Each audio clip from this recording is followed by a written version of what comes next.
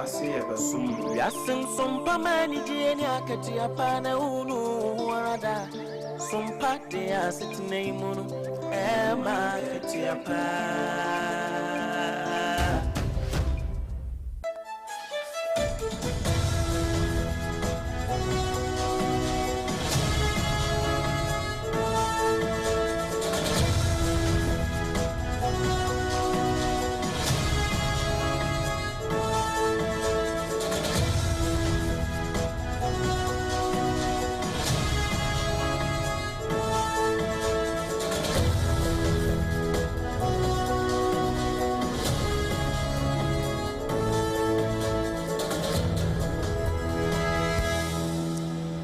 Dumienu abo de frana sapre mo no enyato ewo SOMPA fie ewia dumienu kase ebo no pemoto brade eno ena wie yesinwa na ye bebe wa kan kase mo ede asomo enti adehia mo akirikyiri na abenche ya motie nsempɛ no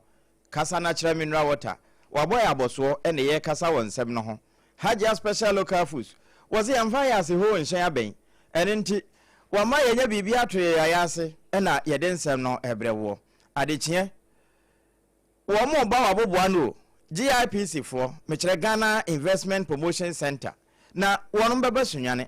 womo kure ya womo bekwa hafo mechere go so na ewie nso womo akotachiman bono east na henkuro ewa kina na bere kwa animu no womo ho nsem ne de womo beyo nyinada ya de betu manim perfect baby diapers eno na wie mre mu no se de be na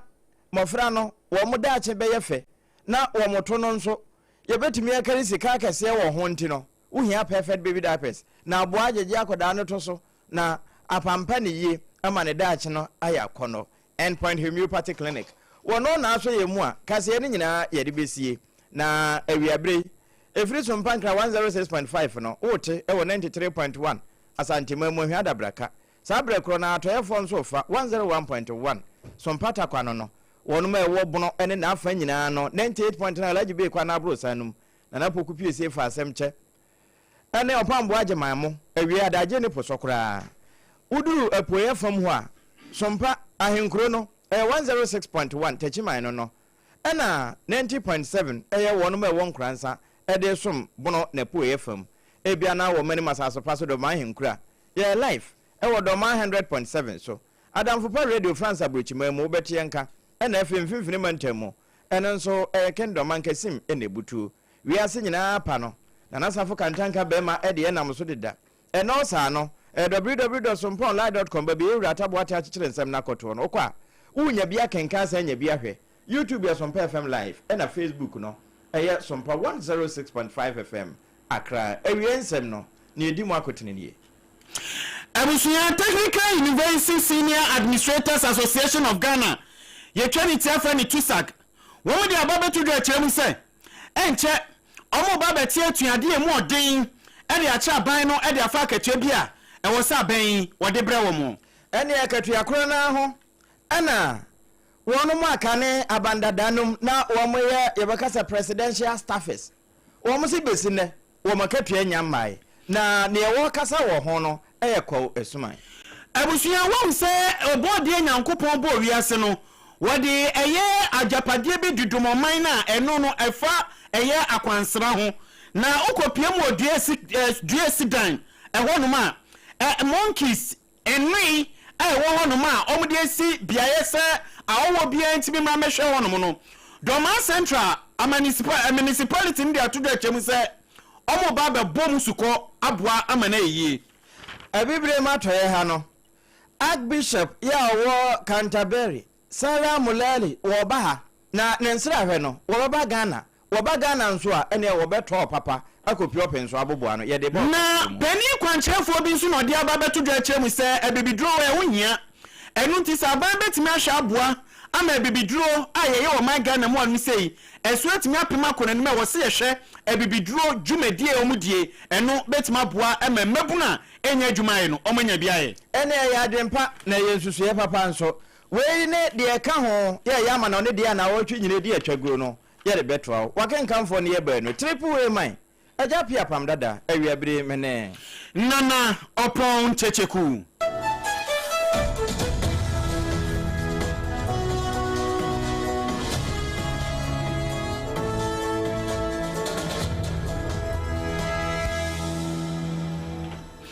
Abusia Adam Enunti Love and Unity for Mutie Nyina Wie ye chechi amumuni ye chi wo Facebook page ne so eya SOMPA 106.5 udu one ma bomodi so beja wonkrata ne bidi ato na afi wahye amana kwa afoforo ho ebre sum ye beto ye bo asena afi akenkan ni nyina ebi ede amamo afi YouTube ye nam ho anomade ne Twitter enom say X ni nyina ye agi ye ho mena ewo ho na afi nso eya TikTok ewo nyina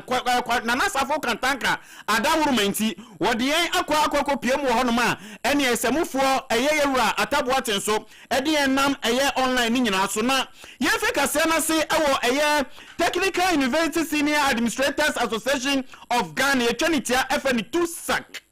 women de ababetu de chemu say no kwere nyame anim ni aban ni omudi agro bi akwa tesa kotona me short agro eno so de wan hwe ya ede nkwala nyenye na ba fie mre kwa monye omagene so mo man kwada de ababetu fie omo che say womo nsem e ha mo no kwere nyame anim ni eche wo twe wunwi eno nti se mpanifo etima babetra sa ye hwe hansa aha da cha nkoma bi ebedi adokro kwa eno nti womo nsem no edonso sin akoso Japan anwum eno nti womo boni tiawa ede atoso mpaka se so ama ye bobi ede amawo na president awo no aneda ekoi ano yewa Stanley Akamiri obompa wono ena okasa ya wode atodo achem se July abusumi ye womu yi ni da etwato ene senate bia no womo de oye kire chenchire nche womo de omunkuku ne omukaka nyina de to na fei ama atwa akopem se aben betimi aba wababa yom sumwa wetu omunsem ene e ka de omno wetu ya ede amawo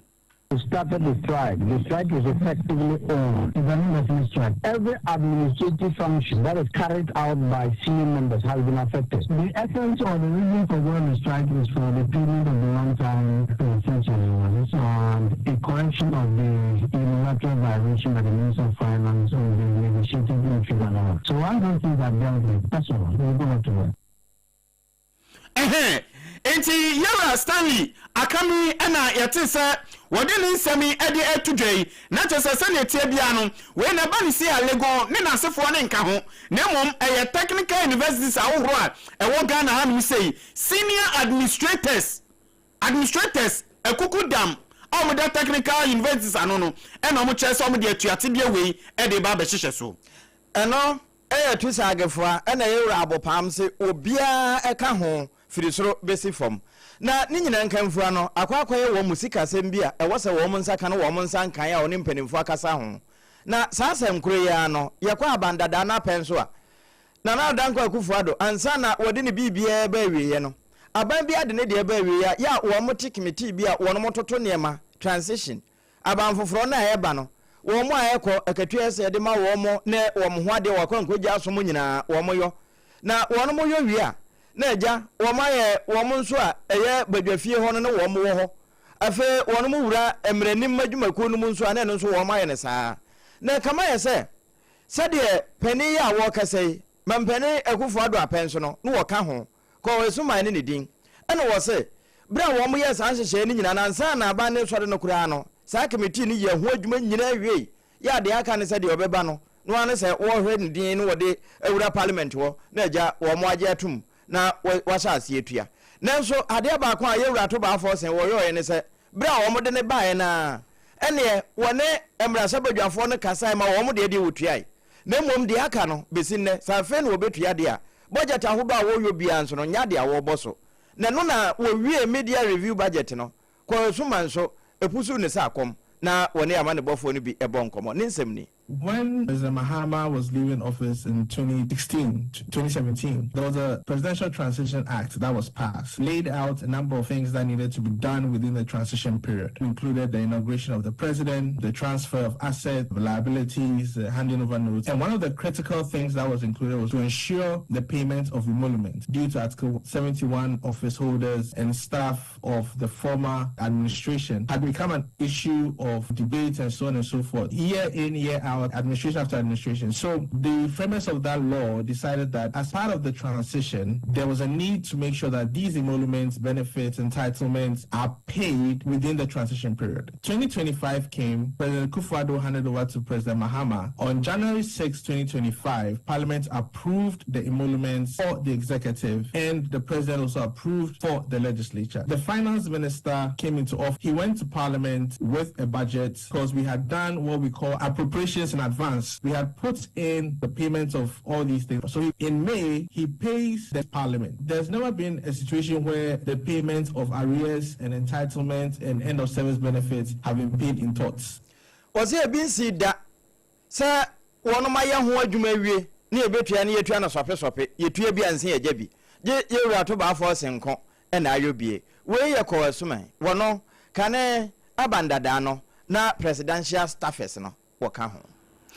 Abusuya ye tuwaka siani so yenko piemu ewo eye Doma Central. Na amani efi Doma Central beto ya pronso ewi abusuya emu edepa. Wamu si obo adie japadi a wode dum womo eya akwansra. Na akwansra ni so no sabi enye owo ni apremre enko adie ni bie. We no mu kronpo de ne de eya adri monkey womo mu tedi kwadusa no womo ena chese womo de bi ababedum womo ewo mo mpeso ane so na womo tenase ehuni se na sentem ne ka me te se ye ka kwansra ho nsem ewo eye Doma ahinkuru anasa Central Municipality wono mu na abusua enhyen kran enu nto womo tenase ehuni se ebra so se wo so mo hwe womo to nsa edifa foforo bie na womo baba ye womo ase ne be ya monkeys adri kode damadama kode omo nyina ne betima hwe omo so yie na ja esuetimi abanfa so de amati mamufu a etempotem na afenso no ebesika ne cash so a ebetimi aba eye municipality ho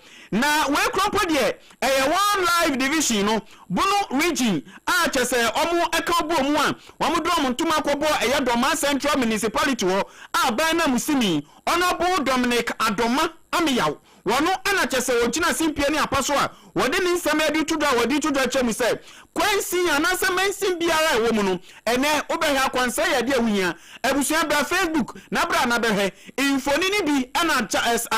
okantanka wode ato wono mo sa na abusua ye twe ni so spede no entu beya Honorable DC ena oni enwefo ni bi ana ejirejejeja wono ma se ne wo chia mo se okakasa de na chia mo ene ono nko nenim na ebro ni enwe ne kasa wie ya obi sa se no mapom dentie no abusua o kire wo suban ene sie hu behia se wo se municipality no omo mani ekwa kwansra ho. Another thing that ought to be done also is the road. You know, there is a very shorter road to Atesiku than for us to have passed through the JPSC to go to before here. This vision of trying to expand it as in adding the canopy walk. Because I realize that we have a lot of bigger trees from this side heading to the other side, and so we could have the canopy walk in addition to the monkeys. We also have a plan of building a guest house or a hotel so that when visitors come, at least they will have a place to rest and if also be if sleep, have a place to sleep. We also have a vision that we're going to build a restaurant. It's going to be basically a local restaurant where there will be few exotic food will be sold here, but the kind of food that will be sold here will be basically locally made food, because we have this vision of trying to expand it as in adding the canopy walk. Because I realize that we have a lot of bigger trees from this side heading to the other side, and so we will have the canopy walk in addition to the monkeys. We also have a plan of building a guest house or a hotel so that when visitors come, at least they will have a place to rest and if also be if sleep, have a place to sleep. We also have a vision that we're going to build a restaurant. It's going to be basically a local restaurant where maybe few exotic food will be sold here, but the kind of food that will be sold here will be basically locally made food, because we have an intention that the visitors wouldn't only be Ghanaians, at least if it's able to attract foreigners, they will have these local food to taste. As we speak, the area is not being fenced, and so these monkeys, they might travel far, so we also have a plan that if anything at all, we can use a wire mesh to fence the entire reserve and also to prevent the town folks from building or expanding inside the reserve. As part of our plan, we have given the community a clinic with accommodation, and so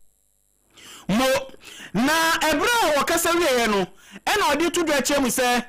ye betimi akọ eye akwansra wonu a kwantempo a wo no mo de ebekọ no so wo hia ene kwan wo ni nyina anye wo de ehye nam so ehye ne timi chia se jabidie ka ni nyina ne yade bi ha adwene entimi ma nipa bebre na nhyo mu nkran so mma bepie mu akwansra ho no mo enu nto ode adesrede ne nsadu ni nyina da ne nsayam ena ode sre ayesebe wo mu a wo mu nsem wodie te se yewura yewura boatin editor eni afenso ya maame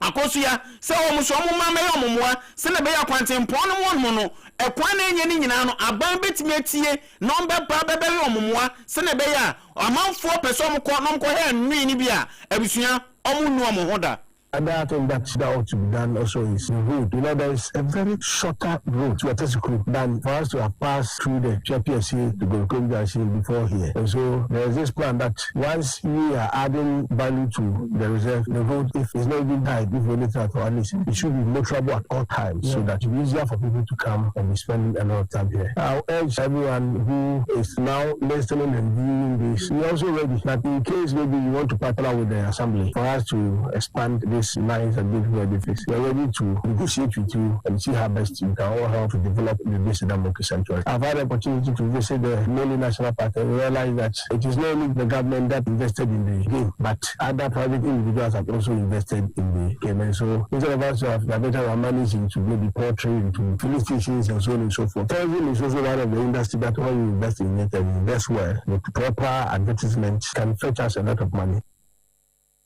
And then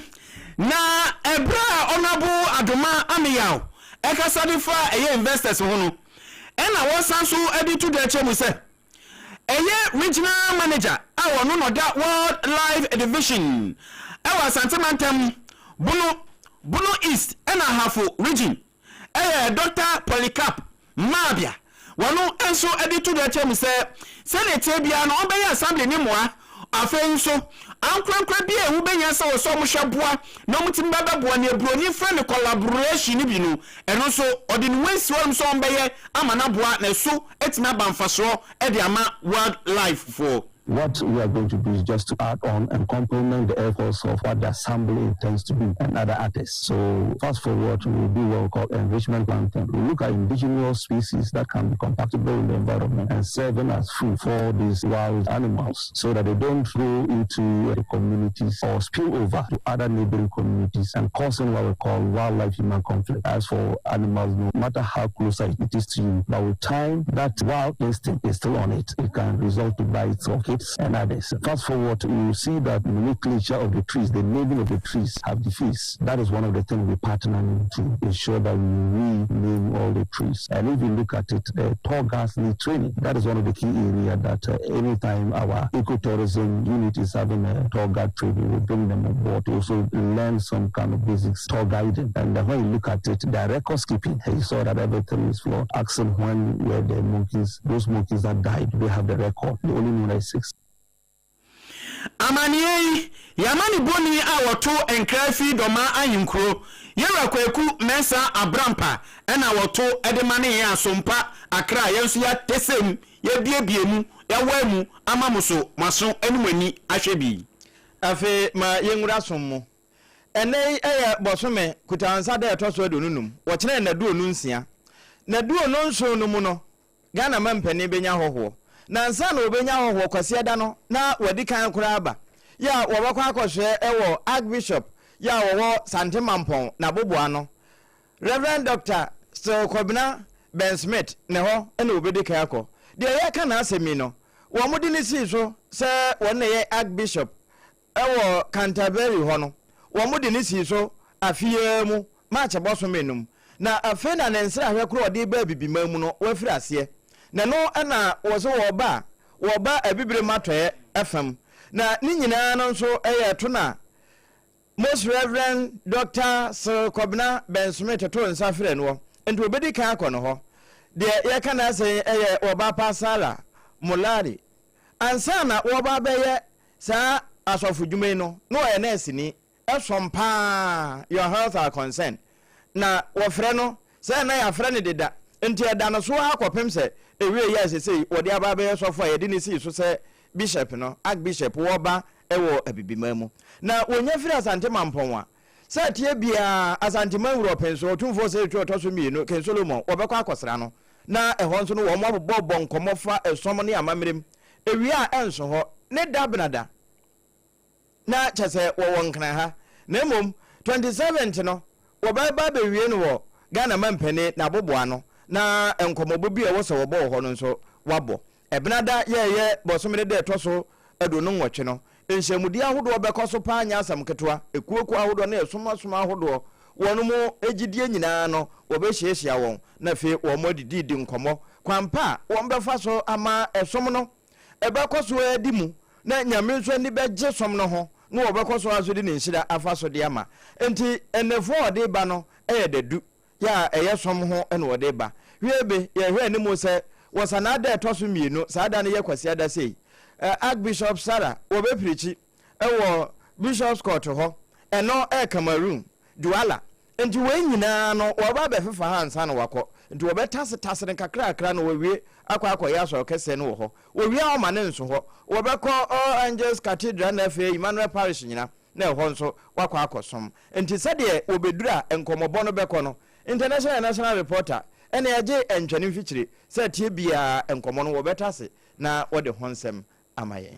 abusia ye ka mu se prem to bre kase na wani eno masugusu amohwe no ewo sompa oha ene ensia echi popanyan enum so ewo nkrampumpuni mantem on se ya tebe ye ho e dia fa mantem du sen wenti ba bia wo bia me yente wonka uba Facebook page ni so anu me yate wonka uko YouTube anu me yate wonka anoma de ne Twitter eno mo se ye X ewo nyina ye brezi ewo ho afen so TikTok nso de se ye namu ani love and unity fo wo mo so mo de ejo mo pepenti omo de TikTok ano mo nam mo mayente wonka love and unity echitafo na yento akase no so na fe yanko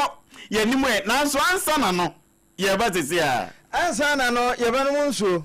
na no kasa na kira mineral water odi kan agugu ya mire mukura sadebe na ye betimi asom na yasom wie enti ana wa hya no so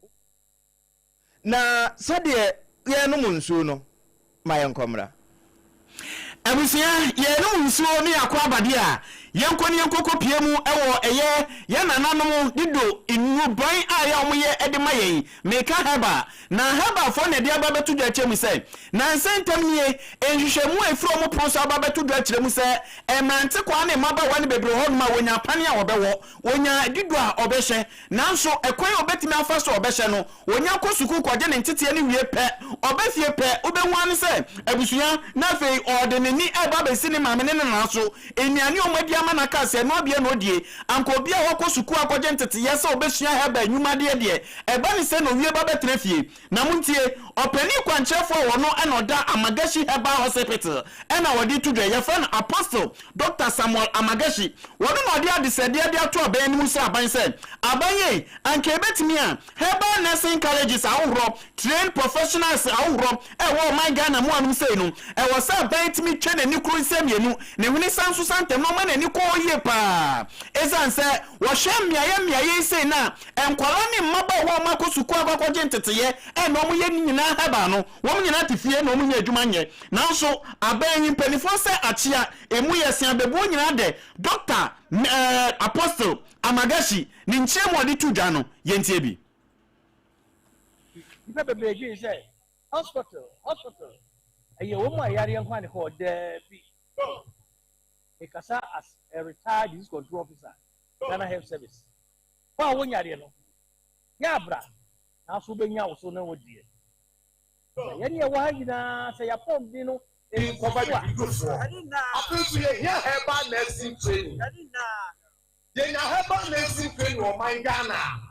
ebe bua ema di do fa ye o Ghana he nyina no obi a tiafa obi a wakoje ntete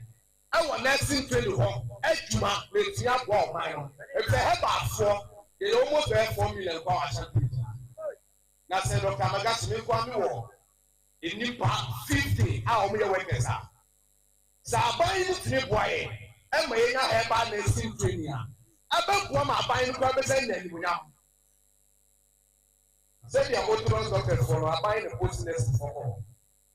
e bi do for the same thing o sa ka mo post money afen so ye nya chi se so obi ko bi gwa ya nsapia na no nipa ni ntime no accept atakoto sa mumma e transfer reference letter said ye be ya eno mu nyina be kwa ye tuma bom na nam so o minor for the tuma pa e efra abisese piao na ebra doctor apostle eye amagashi kasa wiye no ena pani kwanchefo wo no wo begina asanteman enim eni eye otumfo anemu eni timamufo kasa ye no eye enkwantakese nana buachi ababio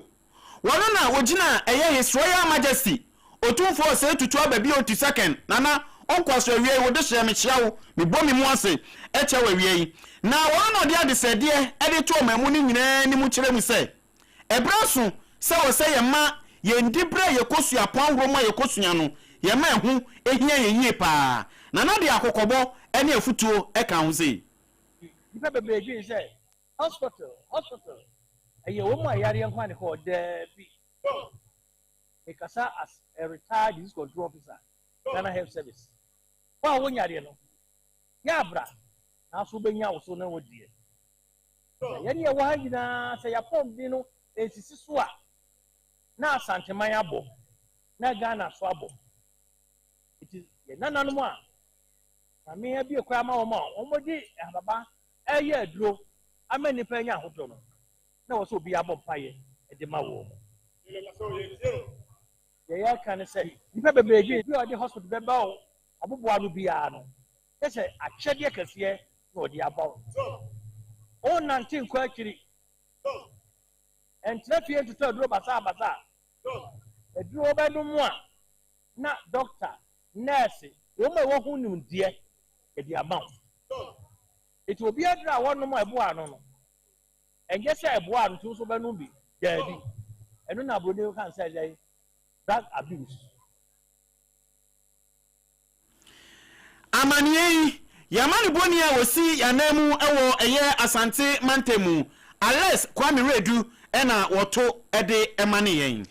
SOMPA du mienu aka nkase no abusua no na edi atwago wo aboboa no wiase nyina apa no so SOMPA 106.5 FM Accra ewo Facebook ho na wode won kanto so wadwen kiraba ewie Endpoint Homeopathy Clinic wokutaye mu ena nsam no ba wa kwamo yade be ne tewo so kan ho na wo mfa homeopathy ayaresa no emfa ansa yade na honto na agya kwaye wadwuma nyamfa so papa bi na wo man no nso enibi wo ya mekan yade bi a hyehye wo ho se ye hwe mojanum na ye hunu ana apie hunamani ni nyina wo mo wa no aduro na kronoma bo hia eno ya santima mu nkra batana na mo won krade a shell signboard sprinters kwan so kona enkwa no Dr. Duboate on Dr. Kwaten so de na yetia wo mo ntwim ema enye tentem fam mawo na GIPC for Ghana Investment Promotion Center wono mo se wo mo mapo adwuma opportunity bi na wo mo de ba waboboa no se de be na wonso de wo ye no obekentene ho na fe wa bo ho so na emfaso no ne nkwan a eba no wonya bi anom enti nyame de kyen ya wo mo ba de friends bono forum no abonofo nyina munhia wo Elizabeth Hotel nyame de kya benada nyada ye kɔ bobna bosumi de to so do no nwotwe ewi a wo mo mane nso ho eda ya wada wo mo wo bono na pray fam Akina Hotel ye tachiman ansana eno asie no eda fiada wono mo de akwa wie bosumi de twato e was Zenelo Access Hotel a eno wo go so enti an wa hye no nso na wo de wo ho ahyem was driving local investment what you say unlocking regional potentials and afi mapping opportunities na ne twato okura no nti MTN Ghana ekutamu bi no mobilizing growth in the Ashanti Western North regions enti say was half a ho no a yadinya kese abusua bo modern say wode wo ho ebeka ho ya wode wo ho ka ho nyina no edidie wonom no Hajia special local food so ho na ufi aduane ukona anya bomenu no nko a wo mo ya ma me say won kwan wan hweye ukunu be buagu akoto ndi awade je krata afam ho ama de akoma papa kan ho ko Hajia ho no wonje wa wade yensie yi fa bag fa kataso ka ho na aduane ukunu kondo no kona onwoma na fe fabra fa besefo na je wa wade esi ho o acho atomic hwa ene wono nso Facebook, TikTok, Instagram ba bia wo ho 0246 359921 ya no wafre no na mo unya Hajia aduane na onya kasa na kire mineral water SRDC ho a ete se de wokum wo atwa ne ti de aka eye homa kasa no de me dance no se state of the art technology we miremu na wo madada so na anu ensu yiri ba ebi no mu nsuo nyina ye contaminated no na kasafo enka ho esan se ba bi omo wo no wo mo obepo no soro pe na bo no nsum na wo mo abone na fe wo mo twe nsuo ni firi enti e kuraje wo mo sachet de wo ho ye won trunk to adantemu na fe ye sa wo dispenser tete adaba no wo hia nsuo nwunu nsuo hia na wane se wubu office bi ehia bi awie wo mo na aboya aboso a kase no eba wa akwan mu abusua menko ye dan ye hutiawa ye ba na wotwe nyina ama no nsem no ye de bema wo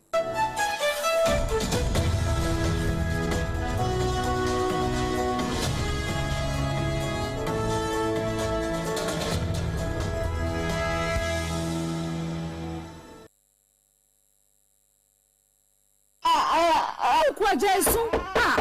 no mesro bremu ayemi o na ada na koda ni susa yam se kom na dinu eni se wesu mesro mfa na mame akoda na da dinu so musa no hwe ni court ni mu krafo wo de mame nyini diaper no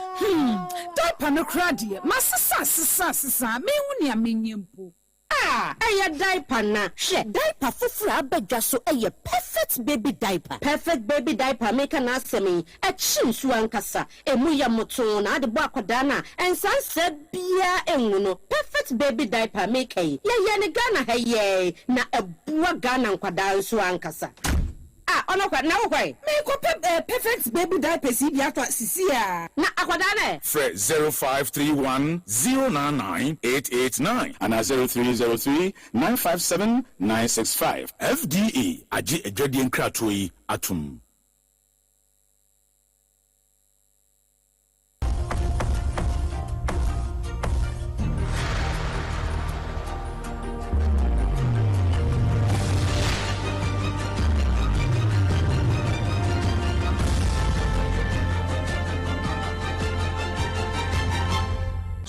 TV Emma Akatuapa okre Emma Akatuapa pampa abusua sade na awotwe no amana onensem a edi atwago ye kasa ebopono so no edadwoada esi bae ni dwoada no mu ho na Zimbabwe fo nso eto nkra edebre yense no kwasem ni South Africa fo sade yesi ka wo madehye sade ye Ghana fo ene alata fo no wo maka bia manipa be sade wo ho de se wo mo boso a empem be se donunum SARFO ni nyina ya ka wo mo de ebedi ni mpabro ni yedi a kire se SARFO ni nyina nko wo mu kro go back to your country na koye hoye enti we no wo mo so afo a wo hwe atentene so ziyambi ewo Zimbabwe ena wo che se ekoba ne sa adomi bae no de wo mo kan se ne South Africa fo de aye wono ebinum wo mo krom a wo mo South Africa fo ye kan wono wonko no wo mo so nko wo mo krom enko ye hoye sanse ya pam wonti kwan abeda ho eno ena atentene ne so afo no be che se wo mo de ente South Africa fo na emom Zimbabwe fo wo mo hwe Ghana fo no wasua won esanse de hoho ena chichiri kru enya de wo mbe hwe de wo ma yeso se wo mo na sebi wo mo ni mu nyansa no wo mo didi a wo mo no mo nkwan a wo mo Zimbabwe fo de embo wo mo mampani a odika nkura no Ghana hia no wo beje ne ntete nti wo mo didi a wo mo no mo nkwan nya de a wo mo pam wo mbe je ama wo de watena hwa ye adwuma no wo mo di sika ko mo kuru makwa akoye hoye na eba na se yedua ena wo no ma abo won ho ewie na minister ya wo hwe apomudenso Yera Douglas Mbeshora wono nso chese ampa nipa be se empem ahankono aduokono na wono maba bedi wo nsam a SARFO no nyina yema wo munwura Zimbabwe hwansa na wo mo de wo mo fa protocols no ma test obi ahu to obi ahu ye yade bia ne obi ahu ansa na mpo wo mo ama wo nkwan ama wo makofie enti ye hwe wo mo ansa eno ye edadwada no amania efri Zimbabwe mamu edibai na abusuya edadwada na no arawusem bi siye ewo Russia na we kronpo de arawusem ni esiye ma nam so ebewie akire no nipa makomako edu ena na omato na nan wonse do amana baba ya arawusem pa enti dano dwada mpokura no ye kirechire mu kire wo se eye Indian kronpo omude nkrata betu dwachire mu se wo mon krofo makomako enan ena ato na nan wonse do a chese ye kese yin ebinum so prepare mu oden sesi yi Russia to amukoto ye erisha amanfo so no wo so mon krofo makomako aduonu wotwe 28 ɛna da no dwada no de beto dwa kyerɛ mu sɛ July bosom yi mu nkoa no nipa ato nananom awɔ nse do no enti anam so kora ma regional head a wono ana wo ɛyɛ Ukraine ho ɛde ba beto dwa awɔ Ukraine TV so sanka Ghana nka bia SOMPA TV a yɛ fɛ no ole keeper wono kora ma de to dwa kyerɛ mu sɛ ni awawasam yɛ si yɛ da no kwasia da yi ɛnya de etwa na amanfoɔ de ɔmato nananom wɔ nse do paa asie mu wɔ no ɛna ɛyɛ Ukraine Prime Minister ye fenu Sergei Koryski wono na odi tu da chemu se na ba na ebo no homodem pa gina simpie ne apaso awe kwan ye obetimi afaso na fei asumdue betimi aba wo mo pra no so ya habom ho ban timamufo efom civilian no so no onbebo obia ho ban se na be obia eho entimi nkonkoto chema wei ene nsem a da no adwada no epie firi mu Russia entakwa nam so nipa edu to nanam wonse do no emu amane abi no afe yenya free edadwada no mu a na ne nse ye kwa Tuesday landi no ebnada no na bnada no mu no ana DR Congo fo so sa bebo amane se Ebola na etweniti wo ho no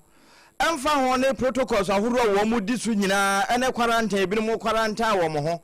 ene eho ade kumbura wo mu yusu nyina no still nyina ye nyini kosoro sesei ehuraduru nipa maako ahenkono ne aduasa enam saa so maso ya wo mo hwe wo mapomuden ho nsam so no e kire se wo hwe mu a July boso me ne da na etoso adu no nisi ana ye dwada no wo mo kenkan no wo mutimi kan se nipa maako empemienu asa aduanan nan de wo betimi aka SARFO ni nyina wonom ho atumi aka ebio emoduasa enso ena wo mo wo afiri atiasefo asase so wo ya wo mo kan nyina no 24 hours pe de o mutimi record no no na o mo de to so chase se de free me ba bia na o mu se ade na nyati atese nti o mo declare se Ebola outbreak World Health Organization abokokwa ho kokwa se de Ebola no Congo de esi trentem no echende di kan enya ne ha Ghana kure enya bi no nti o mo de ho afutu ekọ no na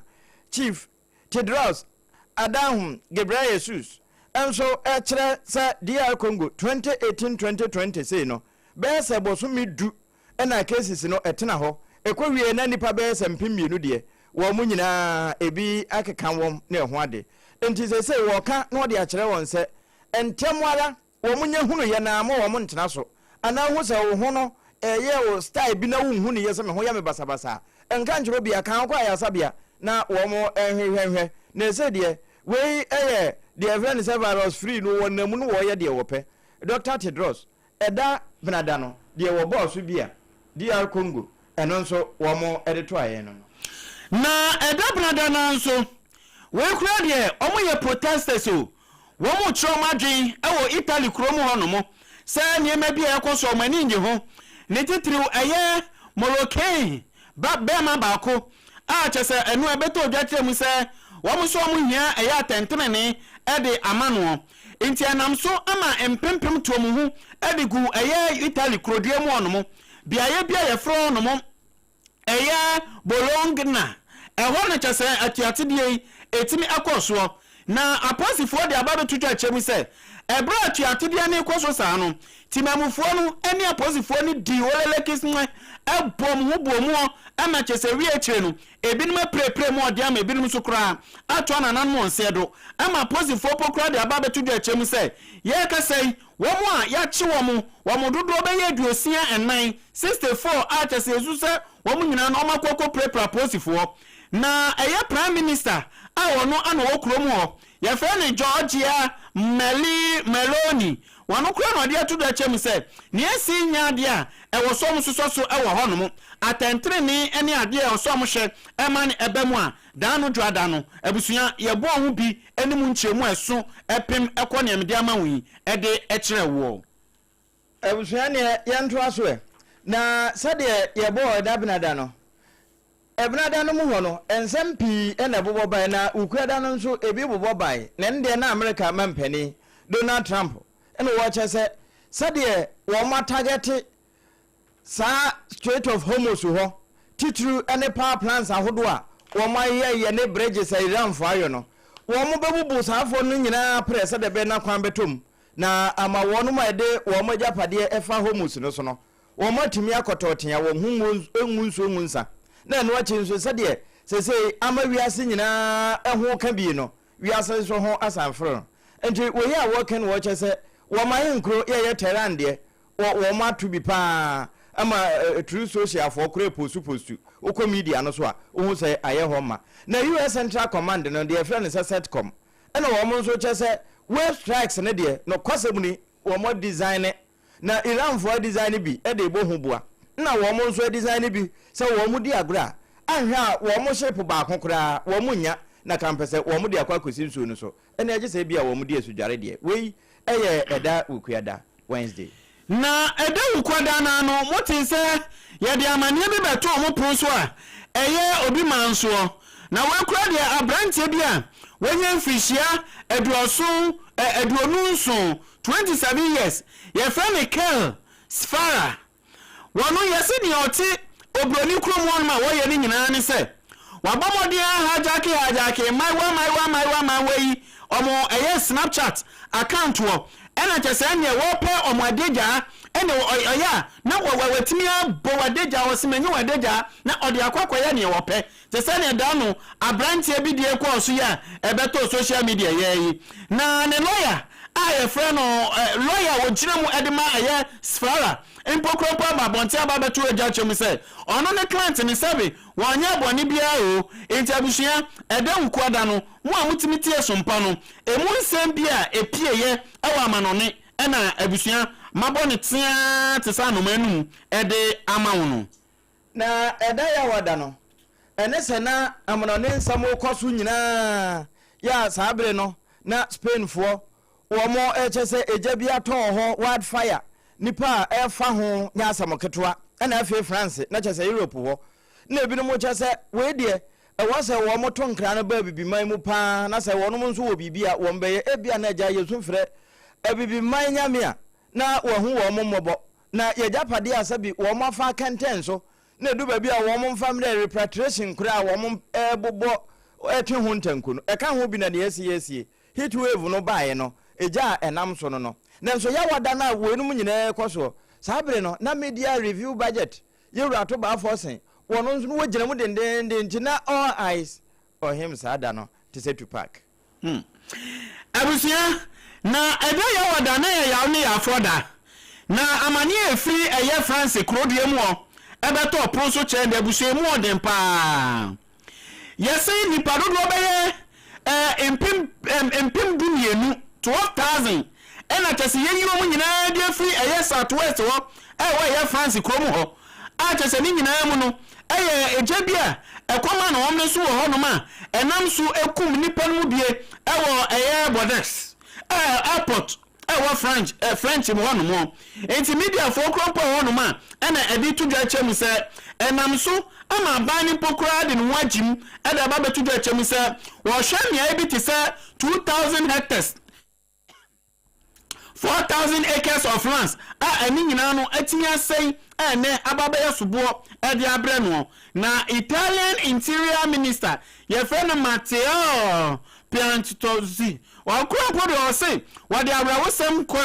awrawo konsem ena wade akọ ede ama wo mu a sabi ejei ehye wo mu a ama ebinum atoa nanan mo nsedo abusuan wade kotu dwa e woni X so a yenso yenya bi ede kan de ma wo eda yawada no X no enya ne mpana dada ana na yere dada na emom wiase nyina pa ne bia de kane ne ye frɛ ne twirana na abusua yenwura mu eda efiada no mu fiada no mu ana wa moto nkra ede free alata Zamfara state ho ede bre yense ebo SOMPA mu ahio asemu mu nka ne kase pa na se Bola Tinubu wonte ya wate sanse ho se this time ne nani ne na so nyina wo Ghana wotie mu media no kase unuru ne mfikyire no na yenyina yetie SOMPA enti mommo sa asemi so na Zamfara ho na wo mo kire no ye chese wo mo ho a ye be so ebiti moto so wa hye ne ho kutatuo no mu ne nse bi abofo na wo mbesene ko ha yo ne bia woduru ho ni sede wasi aya ne ho no ene ne dwumadie no no wo mo hu ne ye na se ana Bola Tinubu na asoma se wo mo mabo ye ho ba ya na ekowie na sa wo mo doso sane atuo akuafo eye adwuma tetetetete dodo na ati nanam won se do ma nipa be se adronu nan de wo mu nyina ho aka eno ena no wo mo boso chese we no wo mo mfa nche ba bia wo mo se sa Suana district e waterlata Mafara local government ho no be se donko benada ena wo mo a wo mo boss abena no e wo mo se we a wo mo kan no akuafo wo mo kan bi nhemu na wo mo de ni obi ani asembe se adronu nan ena yahye wo mo ase kwa we ya wo mo kan bia no nya de abambofo abowa alata abambofo obi akura nsi ho na kampese wa ba ka se wo mo nkafra enti wo mo hwe TV na no wo mo TFM na wo mo se Ghana si ya na mpanimfo aduru ho enti sa asem no wo mo kan de akere yen na se wo mo mampaninte ya ebia mampaninte na wo fafo ka se wo ma na ya ko won kafra ebe ma wa ba nan na no mo ese wo mutu no wo matu esense wo mo nante be se bofo kwansi na duonum ya de efra na boaba ana bere yempo wo man hye bi na kampese wo man hye abambofo obetimi abo won ho ban ya donyefu yi de wo mo enkwa begoro nkokofre de sa na we no Bello Aliyu wono nenya adaje a sa amane na wo boye na ede afiada ne nso South Africa omo prime minister enso be pie mu Ghana ha ye friend Ronald Lamola wono na chese ode ba beto dwa ebra wo ba Ghana nsrahwe ede to dwa che mu se wo be sra his excellency Yewa John Kwame Dramani Mahama se emre bi atwemu mente me wanse e man ho me so Ghana fo ade she bi ate South Africa mamu e beto dwa che mu se get back no ene wo mampani o South Africa ede adesrede ede ababa to dwa che mu se ni esi ya no enya ade o no basoso na ono as prime minister edema South Africa ojina ne mampani enemu Cyril Ramaphosa anamu ede nsema de todwa echem se wo man Ghana ene South Africa en sabi enamfo sama ene afenso no dwumedia ede omontam na busua eche abafan ne fam wo kiremu esei. With regards to the question you've asked, what do we make of the continuous deluge of criticism from Ghana and the statement that the African Union chair has made? I was in Ghana 2 days ago, and on behalf of President Ramaphosa as a special envoy, where I delivered a special message. There was an agreement between ourselves and Ghana that the current migration-related challenges will not stand in the way of South Africa-Ghana bilateral relations. Ready akomni nchiremu Ronald Lamola ena obejina eye ne mampani enemu Cyril Ramaphosa South Africa mampani enemu a ene woni oman Ghana Yewa John Dramani Mahama edi enkomo edanu efiadanu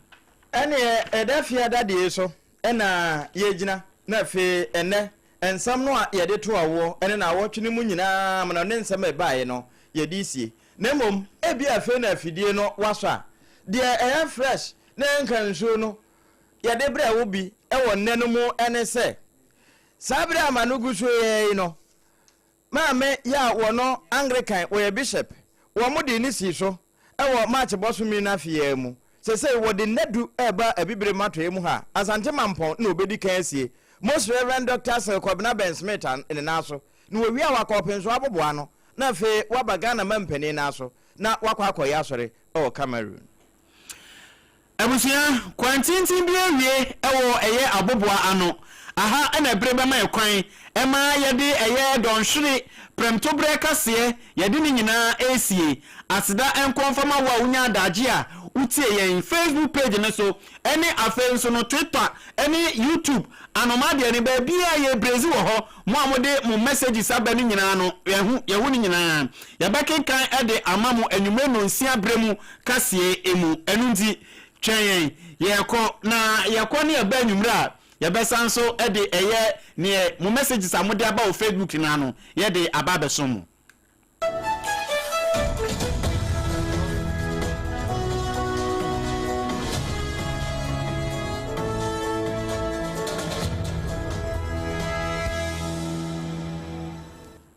Adesha ne yebenu ebusuya triple A mani ejapia apamnada ewie mene nana opon checheku na abusua ansa ye beko no enuanom di omo birthday wishes bia babeto ye ponso a momfa me ye moso na fe yemfa akwenye wish wo mu happy birthday enko enfama eye agiman kwadwo Solomon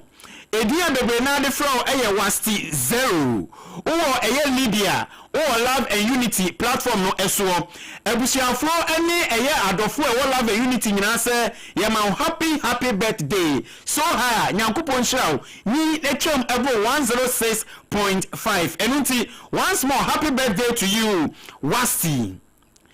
Happy belated birthday enko enfama mashobedwania owo eyesunyane West Honorable Millicent Amankwa Yeboa mama nyankopon sha papa na wotwi mu na eya birthday na yehu se na wudi birthday no mashobedfi ho mama nyame nshirawo sompa adwumaifo ene afenso empanifo a edadwumako kese we nyina no se ye ma happy birthday mashobedwania owo sunyane West. This is even though this is your first time mommy obesanso ako bio enunti eye birthday yi ye gina eye